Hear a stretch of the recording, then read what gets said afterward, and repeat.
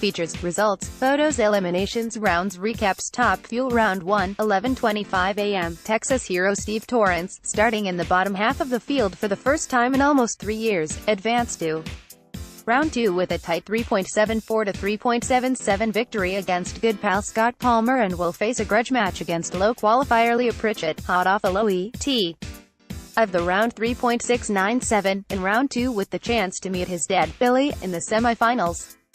Number 2 qualifier Brittany Force, 3.755, also advanced, as did number 3 Tony Schumacher, who exactly matched his 3.703 qualifying pace. The round's big upset was Terry McMillan taking down trouble-plagued No. 5 Antron Brown. Second round pairings, lane choice listed first, Leah Pritchett vs. Steve Torrence, Billy Torrence vs. Terry McMillan, Doug Coletta vs. Brittany Force, Tony Schumacher vs. Clay Millican. Funny Car Round 1, 11:40 a.m. Jeff Deal, No. 15, and Del Worsham, No. 12, advanced from the bottom half of the Wild 13 seed. Robert Townsend almost pulled off a big upset in a wild first round of funny car racing. Deal won with a 4.133 after Courtney Force shook the tires and Worsham drove past Cruz Pedregon with a 4.009, 310.20. Townsend, who beat Beckman in Phoenix for his first professional round win, almost pulled off a repeat. Both drivers shook the tires and had to pedal, but Beckman was able to recover more quickly to take a 4.125 to 4.186 victory. Low qualifier Robert Hight got a single run after Todd Simpson could not get his car to fire. The Auto Club team did not waste the opportunity with a 3.878 that was good for low ET of the event at this point. Jr., Todd, Matt Hagan, Tim Wilkerson, and Johnny Lindberg also advanced. Second round pairings, lane choice first, Jack Beckman vs. Del Worsham, Matt Hagan vs. Tim Wilkerson, Jr. Todd vs. Jeff Deal, Robert Hight vs. Johnny Lindberg. Pro Stock Round 1, 12:01 p.m. Upsets were not limited to the Nitro classes, as 4 drivers from the bottom half of the field advanced to the second round, including fan favorite Eric Anders, who came from the No. 13 spot to beat Las Vegas winner Vincent Nobile in what was arguably the best race of the round. Anders left first by 0.004 of a second and crossed the finish line just 1,000th ahead of Nobile, 6.537 to a quicker 6.534. Alex Laughlin, Matt Hartford, and Roger Brogdon also scored wins from the number 9, 11, and 12 spots respectively. Low qualifier Greg Anderson had no trouble moving on after Steve Graham shut off, and Jag Coughlin Jr. also breezed into the second round with a solid 6.533, 210.70 after Alan Prusinski fouled in his Dodge Dart. Second round pairings, lane choice first, Matt Hartford vs. Tanner Gray, Eric Anders vs. Roger Brogdon, Greg Anderson vs. Alex Laughlin, Jack Coughlin Jr. vs. B.O. Butner. On-track incident, 1 p.m. Top Fuel Harley rider Brian Jernigan of Cypress, Texas, was involved in an on-track incident during the first round of eliminations in the Mickey Thompson Tires Top Fuel Harley Series. Jernigan made contact with the right-hand wall, maintained control, and brought his motorcycle to a stop before being attended to by on-site safety personnel. Jernigan was transported to a local hospital for evaluation. Top Fuel Round 2, 1:50 p.m. Top Fuel's winningest driver, Tony Schumacher, who is winless for more than a year, 2017 Gainesville, is in the semifinals for the third time in 5 races and will have lane choice over world champ Brittany Force after their respective winning passes of 3,737 and 3.739. Low qualifier Leah Pritchett was right there with a 3.740 in besting Steve Torrence, while Terry McMillan took out the other half of the Torrence double threat by sending Billy T to the trailer. Semi-final pairings, lane choice first, Leah Pritchett vs. Terry McMillan, Tony Schumacher vs. Brittany Force. Funny Car Round 2, 1:53 p.m. Robert Hight set the pace in Round 2 with a strong 3.950, 310.84 to reach the semi-finals for just the second time this season. Hight defeated 2-time top alcohol funny car champion Johnny Lindberg, who put up a solid fight with a 4.002, 305.56, but fell off the pace when his Lamborghini Mustang wounded an engine in a ball of fire at the finish line. Lindberg wasn't hurt in the incident. Joining Hight in the semifinals is Jack Beckman, who coasted past Del Worsham, 5.286 to 5.563. Tim Wilkerson will make his first semifinal appearance of the year after driving his Levi Ray Jr. Todd will round out the Final Four after stopping Jeff Deal with a 3.985, 309.70. Semifinal pairings, lane choice first, Robert Hight vs. Jack Beckman, Tim Wilkerson vs.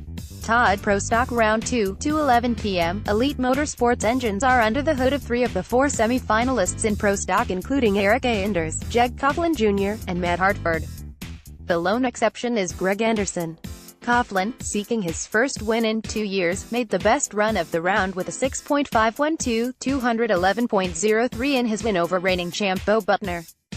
Coughlin will take on Hartford, who made the Final Four for the first time since the 2016 Sonoma race after Tanner Gray fouled. A change in race cars seems to agree with Enders, who is making her first semifinal appearance since the Pomona season opener after stopping Roger Brogdon, who shook the tires. Anderson wrapped up the round with a 6.514, 211.46 after Alex Laughlin shook the tires. Semifinal pairings, lane choice first, Greg Anderson vs. Eric Anders, Jeg Coughlin Jr. vs. Matt Hartford. Top Fuel semifinals, 3:05 p.m. Terry McMillan will get the chance to race for his second career Wally as the Amalie Oil driver, who got his breakthrough win at last year's penultimate event in Las Vegas, is back in the final round, his fourth career, where he will take on Brittany Force in a rematch of that final. McMillan upset tire-smoking low qualifier Leah Pritchett with a traction-plagued 5.12 and will surrender lane choice to Force, who had no such problems with a 3.76 against tire-smoking Tony Schumacher. Funny Car semifinals, 3:10 p.m. Jr. Todd extended his winning streak to 6 straight rounds after a strong 4.017, 309.06 in the semifinals to defeat Tim Wilkerson, who was late arriving to the starting line, and then smoked the tires at the head of the throttle. Todd will race reigning champ Robert Hight, who earned lane choice for the final with a 3.959, 312.50 against Jack Beckman, who hazed the tires to a 4.113, 293.39. Todd is coming off a win at the most recent event in Las Vegas, while Hight is seeking his first win of the season in his Auto Club Chevy Camaro. Hight is a perfect 4-0 against Todd since the start of the 2017 season. Pro Stock semifinals, 3:17 p.m. There will be a fifth different winner in 5 Pro Stock events this season after Eric Anders and Matt Hartford advanced to the Houston final. Anders, a fan favorite in front of her hometown crowd, drove her Lupe Tortilla Camaro to a 6.561, 209.95 to edge Greg Anderson, who trailed with a 6.572, 212.23. Hartford, a former star in the Sport Compact class, reached his first career Pro Stock final with a strong 6.5654, 210.83 after Jeg Coughlin Jr. shook the tires in his Jegs.com Camaro. Anders, set to appear in her 40th Pro Stock final, has won 262 elimination rounds as a professional, while Hartford has 12. Lucas Oil Sportsman Series results, Steve Collier and his son, Coy Collier, became the 12th different father-son duo to meet in the final round of an NHRA national event, and this time, youth prevailed. Coy, 19, edged Steve to win the Super Gas title and earn his second national event victory. Steve was appearing in the final round in Houston for the 4th time in 5 years, and he has 3 wins at Royal Purple Raceway. Collier was joined in the winner's circle by national dragster contributor Brenda Grubbs, first-time winner Tim Snively, and Lyndon Rutland. Grubbs drove her '69 Camaro to a win over Craig Gaultier's clean '66 Nova in Super Stock.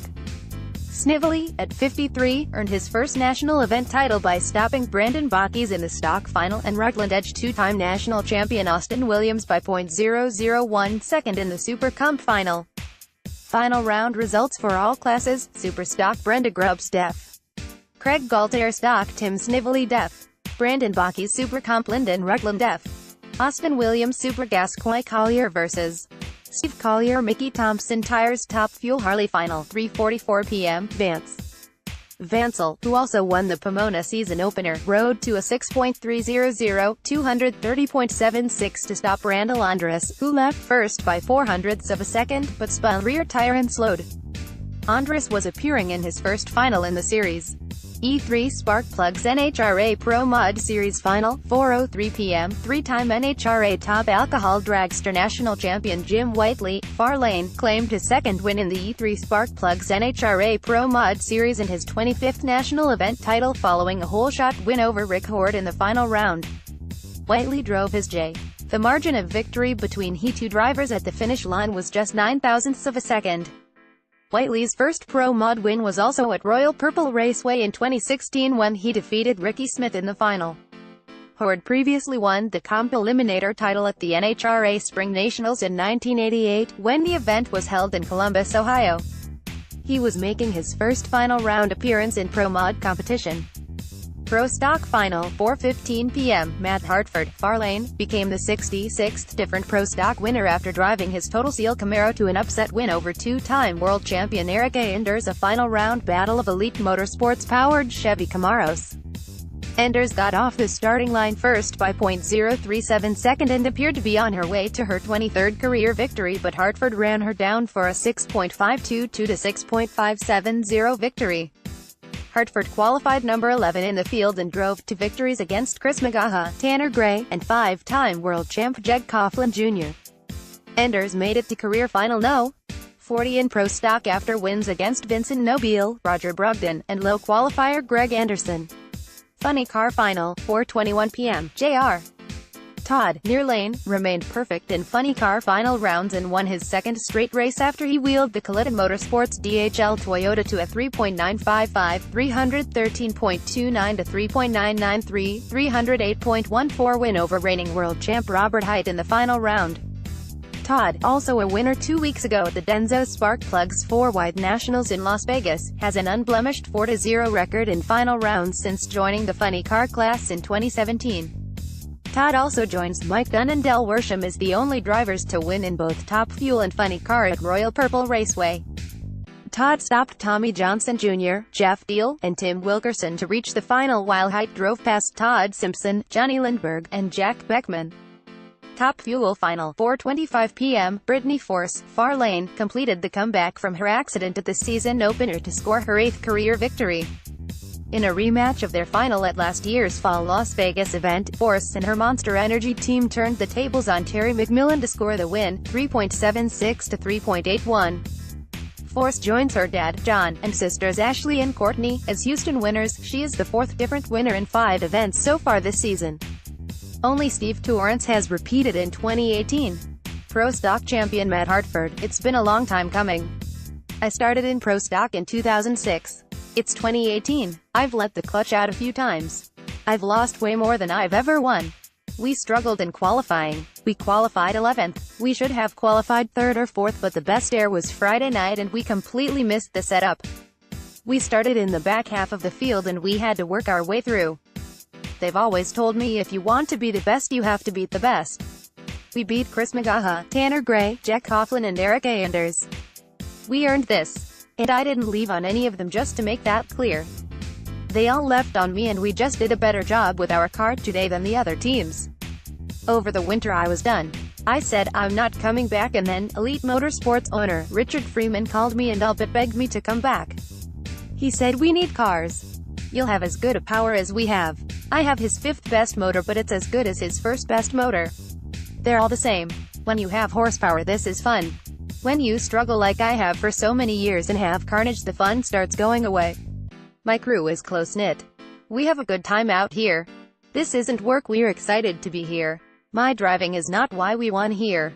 That is a fact. It was my crew. Funny Car champion Jr. Todd, I just want to keep riding the wave. I don't even think I've been to back-to-back finals. This just goes to show that maybe winning the Las Vegas 4-Wide wasn't a fluke. I knew coming here that the track was going to be a factory, and I hoped that maybe would play into our hands. Every time we got to the asphalt it just blew the tires off, and I thought that guys like Robert Hight's crew chief, Jimmy Prock, can't just go out there and throw down. We were struggling early, but I wasn't doubting ourselves up there in the final. I thought if I could leave on him or leave with him, we'd go up there and we'd stand a chance. I thought they'd run better than they did, though. It's nice to have this momentum early in the season. We struggled really bad last year. We didn't turn it around until the Western Swing. Denver is where we really got momentum. Nice for Kalitta Motorsports as a whole to come out here winning races, and that definitely makes Connie, Kalitta, team owner, happy and keeps team morale up all the way around. It's also nice to be moving up in the points. It seems like every year I've been out here competing in the points during the countdown, I'm always right around the cut line. Hopefully we can keep this going and stick around the top 5. That would be nice. Top Fuel champion Brittany Force, this has been our third car this season and that was a lot of work for my team and the Fab Shop guys in Indy. We brought this car out this weekend. We didn't go testing. Qualifying was all the runs that we get. I asked my guys, are we going to make a full run? Do you want me to go to half track? And they said, no, just take it right down there. We went to no. 1 on Friday and then got moved to number 2, but we were pretty excited about it. To come out here and win on race day is huge for all of us. We wrecked in Pomona and those things happen. I knew one day that might happen. I've been out here for 6 or 7 years, so you expect that in this sport, but the boys put a safe race car around me. I climbed out perfectly fine and we went back to work building a new car and we just brought it out this weekend. We won in Charlotte a couple of years ago, so I'm familiar with the 4-wide format, and we go back next week and I'd like to have 2 wins in a row. Sunday recap. Force, Todd, Hartford collect meaningful victories at NHRA SpringNationals features Leah Pritchett started 2017 like a house of fire, winning the first 2 events of the season and holding the points lead until the 9th event, so 2018 has obviously been a step back for the Todd O'Kahara-led team, which has won just 3 rounds over the year's first 4 races, but Pritchett is not concerned. Testing after the Denso spark plugs NHRA 4-wide nationals proved fruitful and her number 1 qualifying spot here was a big boost. We've been developing our confidence in the last few races, specifically Las Vegas when we tested and to finally put it on track is phenomenal, she said. What's been impressive is the amount of unity on the team. For each individual to know what we've done right and what we've done wrong and to be very outspoken about it and learn from that. It's easy to get down. You compare last season to this season and go, man, what's the difference? And the difference is that last year we were racing and this year we're racing and developing because we know we need to be exceptional because our competition is exceptional. The competition is absolutely fierce. We know other teams, even within our own Don Schumacher Racing organization, are trying things, so you make certain moves to advance yourself and your team. You have to not give up from an intellectual and interpersonal level to try new things. It's getting outside your comfort zone, and that takes guts. Brittany Force's comeback from her season-opening accident in Pomona has been a multi-step project, but after almost putting the Brian Houston and Alan Johnson-tuned monster dragster on the pole here, it's safe to say that she and the team are all way back. Getting back in the car in Phoenix was not about winning the race, it was just about getting back in my race car and getting comfortable, she explained. Watching that wreck over and over was one of the toughest things I've done, but in Gainesville I knew that weekend that it was all behind me and it was game on. The Pomona crash was caused by a regrettable attempt to pedal the car in Sunday's first round, but after a successful, if losing, pedal job 2 weeks ago in Las Vegas, another wound was healed. That pedal definitely took me back to Pomona, she said. It is race day. It is game on and we are looking for a win. When it wasn't running smooth down there and it smoked the tires, you have to pull your foot out of it and make sure you let it settle. That is the one thing I learned coming out of Pomona. You have to make sure the car is completely settled. I got back on it and it started to go. I think it was a good pedal job on my end, but it wasn't enough to turn on a win light. The team debuted a new car at this event, and it went to the no. 1 spot on just its first attempt. Now she has to complete the comeback with a Sunday win. The John Force Racing team has a remarkable record at Royal Purple Raceway, with funny car wins by her father, sisters Ashley and Courtney, Mike Neff, Tony Pedregon, and Robert Height. The Top Fuel entry list was filled with home state Texas racers, Steve and Billy Torrence, Kilgore, Kevin Kinsley, Arlington, newcomer Terry Bryan, Overton, and even recently transplanted Tony Schumacher, The Hills, and the underdog's underdog, Terry Haddock, out of Temple, Texas. I've been getting my ass kicked this year, admitted Haddock, who's only qualified at 2 of 4 races this season with a new car and been tagged with a few oil-down penalties. We're trying. The old car was running so good at the end of last year, every time we pulled the wires it ran in .80 something. We went home, we kept our mouths shut, we worked hard on this brand new car to improve my image, but we're not there yet. When I get this car back to where the old car ran, we'll be fine.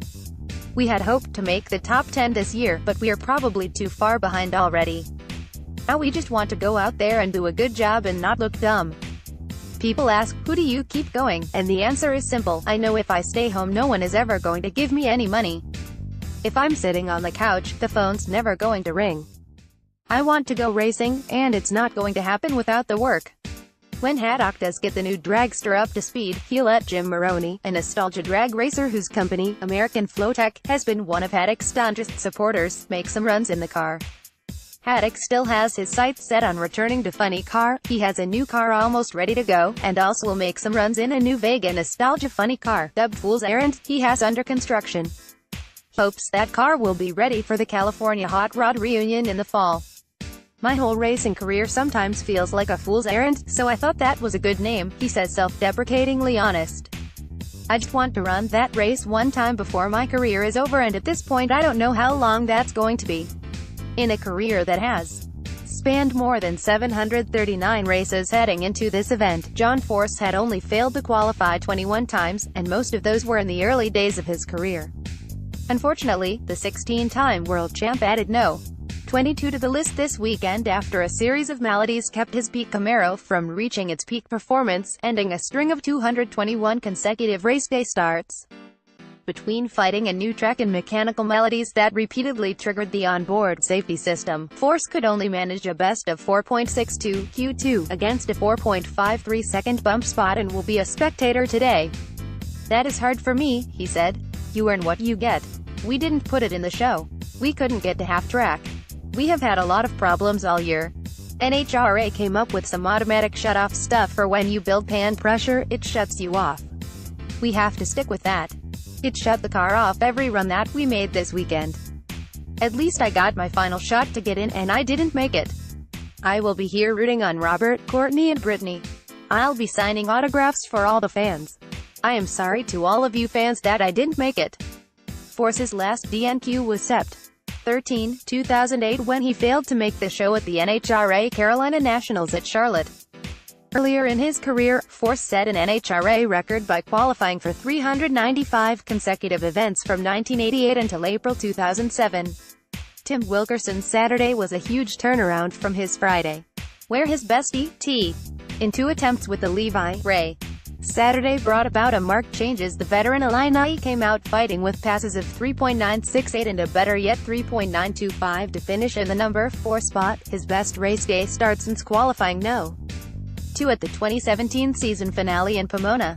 The car is parked outside there, and I shut the door so it wouldn't hear me say this, but it's really showing some good signs, said Wilkerson, who won this race in 2004 and was runner-up in 2016. I don't want to ever brag about the thing, but it's going nice and straight, and the guys are working hard on it. It would be lovely if we could win a round of racing. The car acts different when the track is good, it's all the header push and how different it is. We just have to learn how to run it.